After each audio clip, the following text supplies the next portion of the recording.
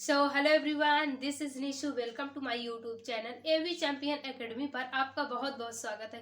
आज हम क्लास 10 के एक ऐसे टॉपिक पर डिस्कस करेंगे जो है कि निकट दृष्टि दोष और दूर दृष्टि दोष, क्योंकि ये बोर्ड एग्जाम में हर बार आते हैं। ठीक है, 2025 में आया हुआ था, यानी कि निकट दृष्टि दोष और दूर दृष्टि दोष में और निकट दृष्टि दोष में अंतर आया हुआ था। तो देखिए, आप एक साल इसे पढ़ चुके हैं। अब इस पर ज्यादा टाइम ना गवाते हुए इसे हम यानी कि रिवीजन टाइप में लेंगे और मोटे मोटे तौर पर पढ़ेंगे, क्योंकि इसमें डिफरेंट यानी अंतर पूछ सकता है। और इसमें जो है कि इसे दूर करने का निवारण क्या है, इसमें आपको 3 या 2 नंबर का दृष्टि दोष यानी कि निकट दृष्टि दोष को दूर करने के लिए हम अवतल लेंस का प्रयोग करते हैं। देखिए, आपको यहाँ पर लेंस लिखना है, ठीक है, क्योंकि देखिए लेंस और दर्पण में बहुत डिफरेंट होता है। क्योंकि कई सारे बच्चे वहां पर जाकर गलतियां करते हैं, कहते हैं कि अवतल लेंस अवतल दर्पण लिख देते हैं, क्योंकि अवतल दर्पण और लेंस में बहुत ज्यादा डिफरेंट होता है। ठीक है, तो सबसे पहले आप अच्छे से एक मिस्टेक अपने आप से पकड़िए, ताकि आपको लगे कि हाँ, हम कहाँ गलती कर रहे हैं। ठीक है,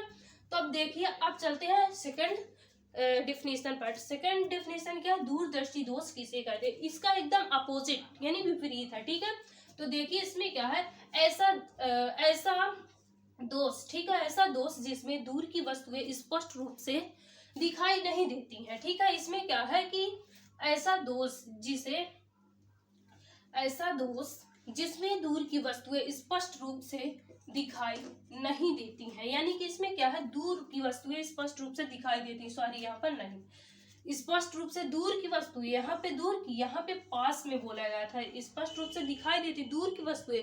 जो दूर दृष्टि में होता है वो दूर की वस्तुएं स्पष्ट रूप से दिखाई देती हैं, लेकिन पास की वस्तुएं स्पष्ट रूप से नहीं दिखाई देती हैं। ठीक है, तो परंतु पास की वस्तुएं स्पष्ट रूप से नहीं दिखाई देती हैं, जिसे हम दूर दृष्टि दोष कहते हैं। आई होप कि आपको ये मीनिंग समझ में आ गई होंगी, यानी कि ये डिफिनेशन आपको अच्छे से समझ में आ गया होगा।